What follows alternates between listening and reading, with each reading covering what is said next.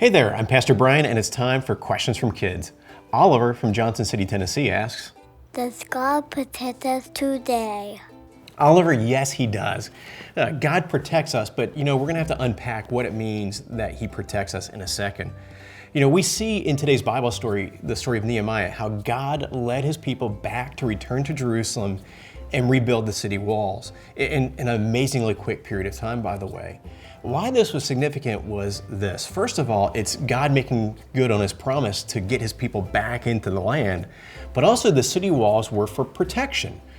This was the way that God's people would be safe from enemies, and also it was a way to show the people around Israel that God was with his people. He was not leaving them vulnerable and exposed. And so that's what the city walls represented, protection from harm. So God protected his people then, he protects us today. Now, what does that mean? That does not mean that nothing bad will happen, that nothing difficult will happen, that you will never get hurt.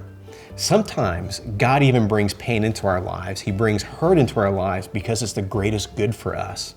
Discipline hurts, but God is a loving Father who disciplines us so that we can follow him better, we can obey him better. It's actually for our good that we're disciplined. So there's just one case where if we think of protection as being, never experiencing pain, never experiencing difficulty, no, that's not the case. Think of Jesus. Jesus suffered, didn't he? He died. That was all part of God's good plan. So why do we think that God will shield us from all pain when he didn't even shield his son from all pain? But here's what protection means.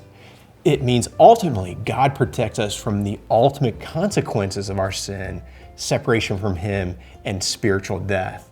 And it also means that at times he will protect us on earth from things that are painful, that he'll protect us at times from things that would bring us harm. But we just can't count on that being every single time. So here's a question back for you to think about. Can you think of a time when God protected you in the past?